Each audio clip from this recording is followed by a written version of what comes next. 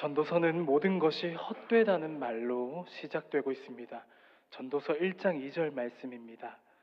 전도자가 이르되 헛되고 헛되며 헛되고 헛되니 모든 것이 헛되도다. 누구보다도 의지만 있다면 더 많이 가질 수 있었고, 그럴 의지만 있다고 한다면 누구보다 누릴 수 있는 혜택이 많았던 사람, 한 나라의 임금으로서 당대를 호령했던 인생의 입에서 나온 말은 헛되다는 표현이었습니다. 내가 가져봤더니, 누려봤더니 역시나 좋더라가 아니라 모든 게 헛되더라고 했습니다. 사랑하는 성도 여러분, 살아보니까 인생이 별거 없더라는 식으로 우리의 인생을, 우리가 살아가고 있는 이 세상을 모두 부정하듯이 내뱉은 말일까요? 현세는 의미가 없고 결국 내세 죽고 나면 주어질 천국이나 붙들고 거기에나 힘을 주고 살라는 뜻으로 하는 말일까요? 하나님 없이는, 하나님이라는 존재 없이는 그 모든 게 헛되다는 말, 그 말을 하는 거겠지요. 베드로전서 1장 24절과 25절은 다음과 같이 말씀하고 있습니다. 함께 읽어보면 좋겠습니다.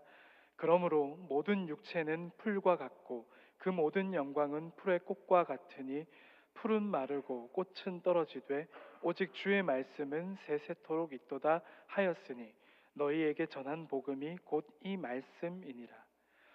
모든 게 헛되기만 하다는 전도서의 시작은 잘 봐라, 내가 내뱉는 이 깊은 한숨을 잘 보거라, 거기에 방점을 찍는 게 아닙니다. 우리 인생의 헛됨을 말하려는 데에 거기에 전도서가 방점을 찍고 있는 게 아닙니다. 하나님이 아니라면 그 모든 게 헛되고 헛될 뿐이라는 겁니다. 오직 하나님의 말씀만이, 오직 하나님만이 영원하십니다. 그러니 오직 하나님에게서만 우리는 영원한 생명을 기대할 수 있고 소망할 수 있다는 겁니다. 우리는 그 진리를 마주하는 단 하나의 사건 앞으로 초청을 받게 되었습니다. 그게 무엇입니까? 그것은 바로 십자가 사건입니다. 우리 주님께서 십자가에서 죽임을 당하시고 다시 살아나신 그 부활의 사건을 통해, 그 부활이 예수 그리스도에게서만 일어나고 그치는 사건이 아니라 우리가 예수 그리스도 안에서 그분과 연합하여 그렇게 영원한 생명으로 나아가게 되었음을 고백하게 되었지요. 사도행전 4장 1절 말씀에 사도들이 백성에게 말할 때에 제사장들과 성전 맡은 자와 사도계인들이 이르러, 뒤에 2절 말씀을 같이 읽어볼까요? 예수 안에 죽은 자의 부활이 있다고 백성을 가르치고 전함을 싫어하여. 그렇습니다. 초기 기독교 공동체가 세상을 향하여 선포한 복음의 한 문장, 그 문장은 바로 이것이었습니다. 예수 안에 죽은 자의 부활이 있다.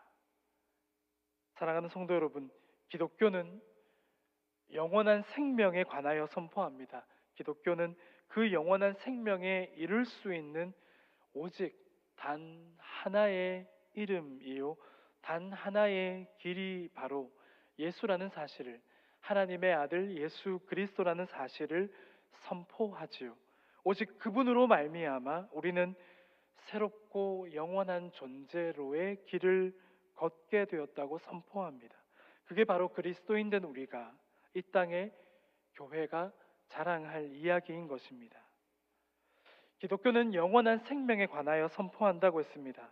어쩌면 인류는 죽음이라고 하는, 인생의 유한함이라고 하는 문제를 극복하고자 새로운 접근과 시도들, 그와 같은 노력을 거듭해 오지 않았을까요? 그러나 결국 마주하게 되는 유한함의 현실 앞에서 어떤 이들은 죽음이라고 하는 현실을 아예 등지고 일찌감치 포기하고 외면해버리는 길을 택하기도 했겠지요. 그럼에도 그 현실을 뛰어넘고자 그에 대한 도전을 거듭해 왔다고 생각됩니다. 그렇게 인생의 유한함을 극복하는 한 가지 대안으로 붙들었던 게 윤회가 아니었을까요? 다음 생애가 있을 거라고 하는, 환생에서 생을 계속 이어간다고 하는 그렇게 윤회에 힘을 주다 보면 어떻게 될까요? 현세를 등지게 되는 겁니다. 다음 생을 기약하며 그 다음 생이 이전보다 좋기를 기대하면서 현세를 등지게 되는 겁니다. 그런데 모순적이게도 더 나은 다음 생애를 기대하게 되면서 오히려 현세에 힘을 주게 되기도 하는 겁니다. 현세의 노력이 다음 생애에 반영된다라고 하는 엉뚱한 해석이 추가돼서 그렇습니다. 그런데 기독교 안에서도 그런 비슷한 길을 걷는 분들이 더러 있습니다. 하나님의 구원을 내세의 범주로만 받아들이는 경우가 그것입니다. 이것이 자칫 과도해지면 시한부 종말론에 가까워질 수 있습니다. 현세와 내세, 이 땅에서의 삶과 하나님의 나라를 이분화시켜서 따로 떼어서 이해하려고 하는 경우가 그 심각한 경우가 그렇습니다. 하나님의 구원은 십자가에 매달리신 예수 그리스도께서 이미 우리를 향하여 이루어내신 사건인데도 불구하고 그 구원이 확실해질 때까지는, 이게 무슨 말인가요? 하나님의 구원이 불확실하다는 전제를 밑바닥에 깔아버리는 거지요. 구원이 확실해질 때까지 내 노력이 필요하다는 생각, 의외로 이런 어리석은 전제를 그냥 무분별하게 수용해 버리는 분들이 제법 많습니다. 그렇게 하나님의 구원을 내 노력으로 쟁취할 수 있는 구원으로 왜곡시켜서 잘못 이해하게 되고, 그래서 이 땅에서 내가 기울이는 최선은 전적으로 내세, 죽고 나서 내가 이루어낼 구원, 그렇게만 생각하고, 그래서 내세만을 향하는 잘못된 신앙을 야기하게 되는 거죠. 인류의 역사를 되돌아볼까요? 우리는 구약 성경을 통해서 보게 됩니다. 우리는 구약 성경을 통해서 단순히 이스라엘 중심의 역사로서가 아니라 구약 성경을 통해서 우리는 고대 사회라는 배경 위에서 인류가 걸어온 길을 볼 수 있습니다. 인류는 죽음이라는 현실 앞에서 마주할 수밖에 없는 그 유한함의 문제를 하나님 없이도 해결할 수 있을 것이라고 하는 막연한 기대와 환상을 포기할 줄 몰랐습니다. 하나님 없는 성공 신화를 포기할 줄 몰랐던 겁니다. 이 땅에 영원함이 있을 것이라고 하는, 영원을 이룰 수 있을 것이라고 하는 막연한 기대와 환상을 포기하지 않았다고 했습니다. 우리는 그것을 창세기 11장에 실려 있는 바벨탑 사건에서 보았습니다. 하늘에 한번 닿아보자, 하늘에 한번 닿아보자라는 구호 속에는 인류의 무지함과 무지함에서 체급을 키워낸 교만과 헛된 열심이 담겨 있죠. 그런데 그러한 인류의 욕망이 얼마나 허무한가를 우리는 창세기 11장 7절의 기록에서 엿보게 됩니다. 자, 우리가 내려가서 높게 높게 쌓아 올린 인간의 노력이 스스로 생각해 볼 때에 정말로 위대하게 생각되었을 텐데, 운문적인 표현이기는 하지만 하나님께서 뭐라고 말씀하시나요? 자, 우리가 내려가서, 그렇게 말씀하시는 겁니다. 내려가 보자는 표현에서 우리는 알 수 있지요. 인간이 기울인 헛된 욕망의 수고와 노력이 하나님께 미칠 수가 없는 겁니다. 그들이 기대하며 외쳤던 구호가 무엇이었습니까? 온 지면의 흩어짐을 면하자였습니다. 이게 다 무엇을 의미합니까? 흩어지지 말자는 건 이 땅에서 우리의 성공이 영원하고 영원히 번영하기를 바라는 마음이지요. 사무엘상 8장에는 이스라엘의 모든 장로가 선지자 사무엘에게로 나오는 장면이 있습니다. 우리는 그 장면을 통해서 한 가지 또 보게 되지요. 사사시대로부터 줄곧 계속되어 왔던 악행이 끝내 회개에 이르지 못했다라는 걸 알 수가 있었습니다. 사무엘상 8장 5절 말씀을 같이 읽어보도록 하겠습니다. 그에게 이르되 보소서, 당신은 늙고 당신의 아들들은 당신의 행위를 따르지 아니하니 모든 나라와 같이 우리에게 왕을 세워 우리를 다스리게 하소서 한지라. 성도 여러분, 이스라엘 자손은 그들에게 닥친 환란을 죄의 문제에서 찾지 않고 이게 다 왕이 없어서 그랬던 것이라며 왕정 국가로 거듭나지 못했다고 하는 전혀 엉뚱한 데에 원인이 있었다라고 말했던 겁니다. 우상 숭배와 도덕적 타락이라고 하는 죄를 감추는 것뿐만이 아니라 이른바 우리도 왕이 있어야 합니다라는 그 요청 속에는, 그 요청의 이면에는 어떤 생각이 자리하고 있었습니까? 그것은 제국주의에 대한 막연한 동경이었죠. 제국주의가 무엇입니까? 이 땅에 자신이 일으킨 그 제국이 영원할 것처럼 그렇게 자신들에게 힘을 주고 마치 이 땅의 주인이 자신들인 것처럼, 그게 제국주의였죠. 우리에게도 왕을 세워 주십시오라고 하는 그 요청의 이면에는 제국주의에 대한 막연한 동경, 막연한 그 제국주의에 대한 찬양이 있었던 겁니다. 바로 그런 것에서 영원함을 찾으려고 했던 겁니다. 그러나 성도 여러분, 성경은 분명히 말씀하고 있습니다. 그런 것에 영원함이 없다는 사실을 말이죠. 죄가 던져준 엉뚱한 영혼, 하나님이 아닌 엉뚱한 것에서 영원함을 찾으려고 하는 그것은 대단한 착각입니다. 사랑하는 성도 여러분, 교회는, 그리스도인 된 우리들은, 우리 기독교는 하나님에게서 영원을 찾습니다. 영원함이라는 그 주제를 하나님과 하나님 나라로부터 출발시킵니다. 전도서 1장 2절 말씀을 다시 볼까요? 전도자가 이르되 헛되고 헛되며 헛되고 헛되니 모든 것이 헛되도다. 성도 여러분, 전도서의 시작이 우리 인생의 헛됨을 말하려는 데에 방점을 두는 게 아니라고 했습니다. 이제 전도서의 마지막 장인 12장, 그 중에서도 13절 말씀을 같이 한번 읽어볼까요? 함께 읽겠습니다. 이래 결국을 다 들었으니 하나님을 경외하고 그의 명령들을 지킬지어다. 이것이 모든 사람의 본분이니라. 아멘. 하나님이 없이는 그 모든 게 헛되다고 했고, 그러니 하나님이라는 존재를 잊어버리지 말고, 망각해버리지 말고 어떻게 하라는 말인가요? 하나님을 기억하라. 결국 이것이 전도서 전체에 흐르고 있는 가르침입니다. 하나님을 기억하라는 것은 우리의 운명이 하나님께 붙들려 있다라는 사실을 알고 마음에 간직하며 살아가라는 뜻이겠지요. 하나님은 우리 눈에 보이지 않습니다. 하나님을 믿는 우리들의 눈에도 하나님 보이지 않죠. 하나님 볼 수가 없습니다. 눈으로 볼 수는 없지만, 그러나 하나님의 살아계심을 인정하고 우리는 살아가는 것이지요.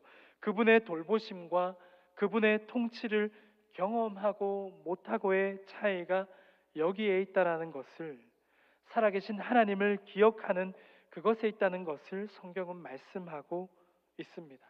하나님 나라를 죽고 나서 내세에서나 찾아보겠다라는 게 아니라 하나님 나라를 이 땅에서 경험하는 것, 전도서는 그것이 지혜라고 말씀합니다. 하나님을 기억하라고 했습니다. 그렇다면 우리는 어떤 하나님을 기억해야 할까요?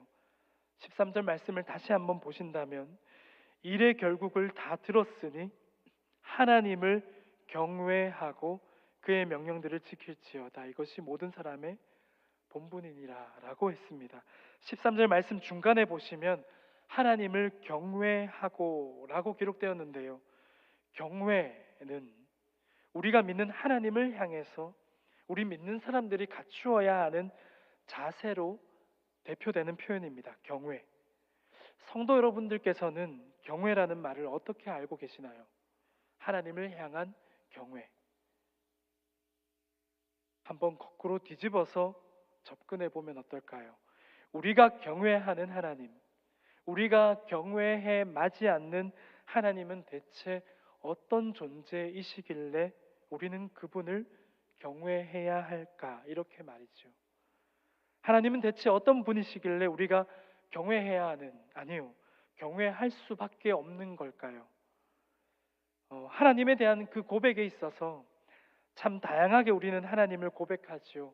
아버지 하나님이라고도 하고, 가장 많이 우리가 고백하는 게 사랑의 하나님을 이야기하는데, 저는 개인적으로 아직까지 기도할 때 하나님을 부를 때에 많은 하나님에 대한 표현들이 있겠지만 여전히 저에게 제일 첫째 되는 하나님에 대한 고백은 생명의 하나님입니다.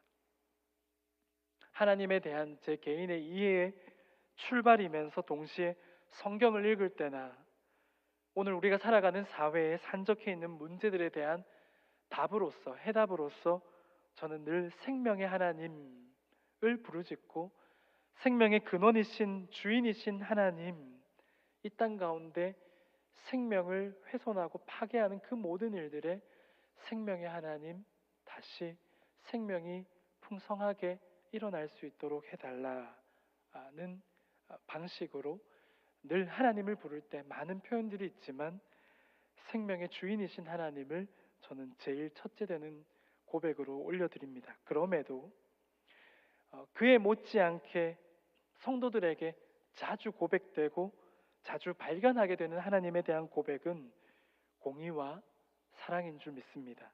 공의와 사랑의 하나님, 그 중에서 먼저 공의의 하나님이라는 말을 좀 더 쉽게 바꿔본다면 옳으신 하나님, 실수가 없으신 하나님이라고 말해볼 수 있겠는데요.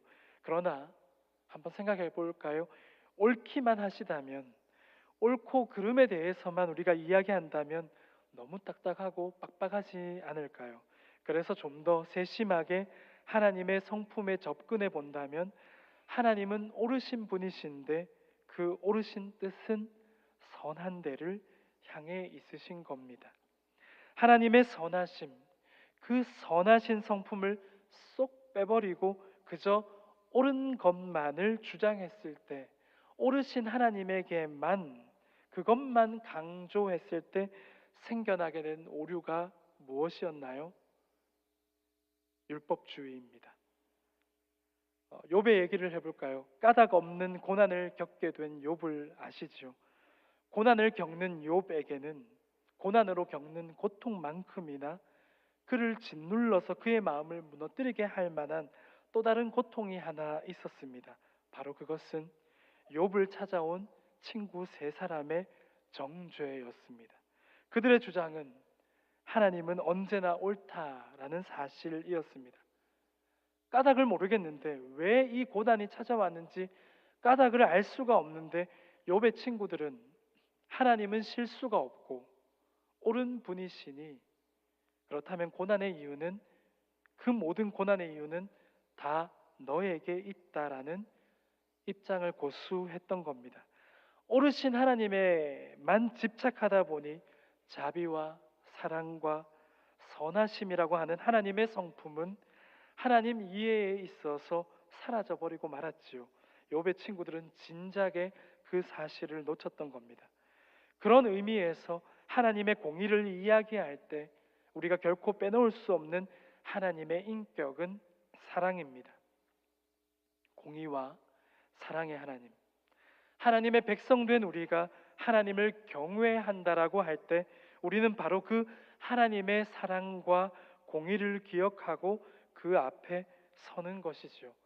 하나님의 사랑과 공의를 기억하는 것입니다. 사랑하는 성도 여러분, 하나님은 공의의 하나님이요 사랑의 하나님이라고 하는, 우리는 곧잘 그 고백을 하나님께 잘 올려드립니다. 그래서 이 두 단어가 제법 교회를 오래 다니신 분들에게, 신앙인들에게 공의와 사랑이라고 하는 이 두 단어가 익숙합니다. 그런데 가만히 들여다보실까요?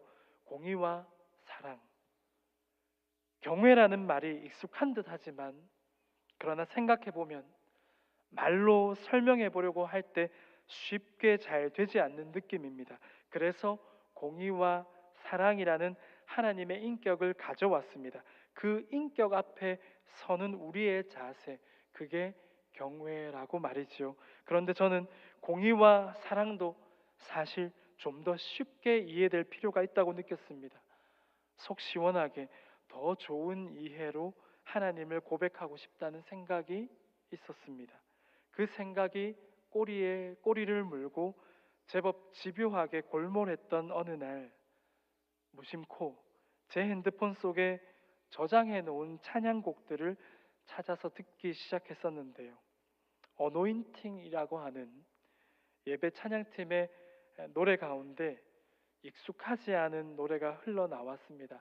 핸드폰에 저장해둔 찬양들 속에는 제가 자주 즐겨 찾아 듣는 곡도 있지만 그냥 이것도 언제 한번 들어봐야지 하고 넣어놓고는 자꾸만 저에게 간택을 당하지 못하는, 잘 찾아 듣지 않는 그런 곡들도 있는 건데요. 그런 어떤 곡이 제가 찾아보지 않았는데 다음으로 넘어가면서 재생된 것이요. 노인팅이라고 하는 팀은 우리에게 익숙한 복음 성가 중에서 예배합니다, 온맘 다해와 같은 찬양곡을 세상에 내놓은 예배팀입니다.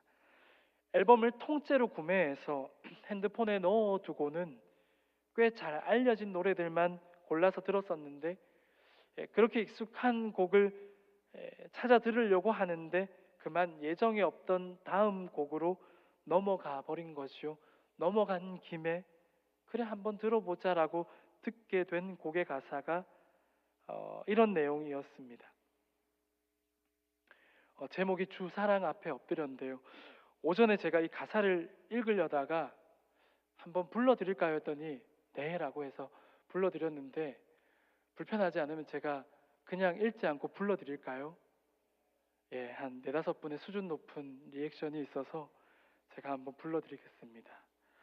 주 사랑 앞에 엎드려 그 인자심 경배해 두렵고 친밀한 주님 내 영혼 떨며 기뻐해.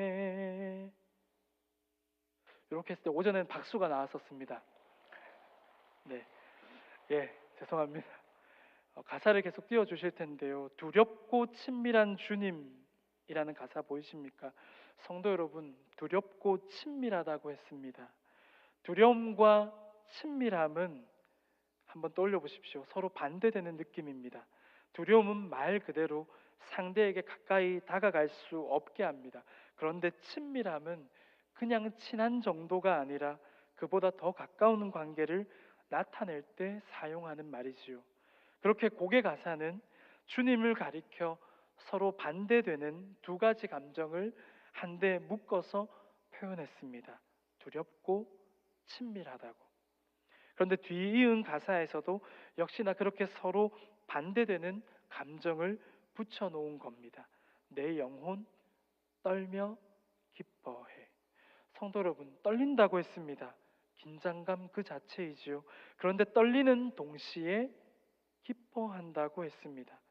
전혀 어울리지 않을 것 같은 두려움과 친밀함을, 또 떨리는데 동시에 기뻐한다는 말을 함께 붙였습니다.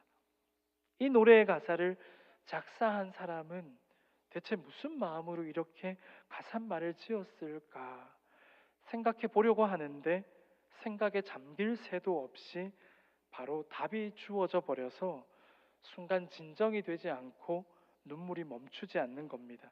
참고로 원래 저는 눈물이 많은 편인데 나이를 먹으면서 계속 눈물이 많아지고 있습니다. 성도 여러분, 우리 하나님은 공의와 사랑의 하나님이라고 했습니다. 하나님의 공의로우심 앞에 우리는 떨릴 수 있습니다. 두려울 수 있습니다.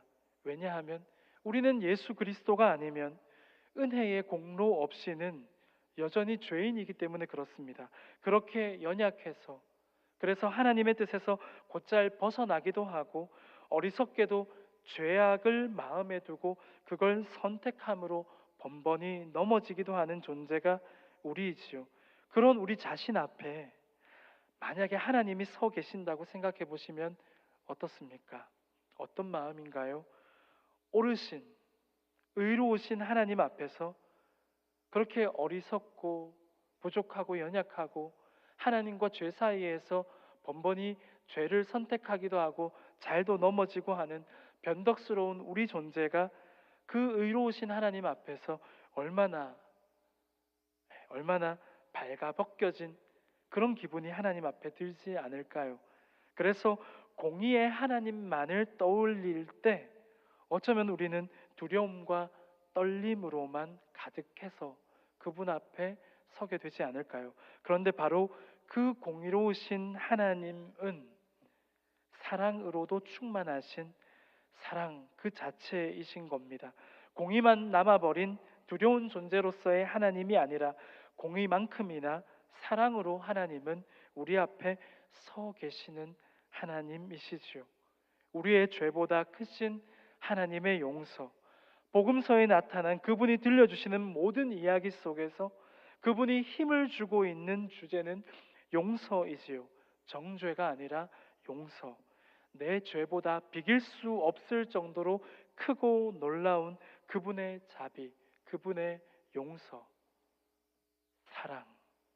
그래서 우리는 그 하나님이 두렵기는 한데 동시에 친밀함도 느끼게 되는 겁니다. 떨리기는 해도 기쁜 것이요.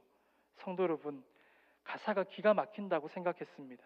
공의와 사랑의 하나님을 두려움과 친밀함, 떨림과 기쁨이라고 하는 서로 반대되는 두 단어를 함께 가져와서 표현했다는 데에서 참 훌륭하다고 생각되었습니다. 공의와 사랑의 하나님이 더 쉽게 두렵고 친밀한 하나님으로, 그런데 거기서 좀 더 나아가 여기서 더 좀 쉽고 더 친숙한 더 좋은 이해로 더 나아갈 수는 없을까, 그 물음을 괜히 던져보았고 저는 그 끝에서 오늘 설교의 제목으로 붙여본 이 표현에 도달을 했습니다. 아버지이시면서 아빠이신, 아버지이시면서 아빠이신 하나님. 생각해 볼까요? 아버지는 무게감이 느껴집니다. 무게감이라고 했는데요, 아버지는 무게로 짓누르는 존재라는 게 아니라 오히려 존경하기 때문에 올려다보게 되는 그런 대상이지요. 땅꼬마일 때부터 올려다봐온 존재인 그 아버지는, 저는 아버지의 키가 진짜 170이나 되는 줄 알았습니다. 어렸을 때. 여기서 알게 되는 사실은 저희 아버지 키는 170이었던 적이 없는 거죠.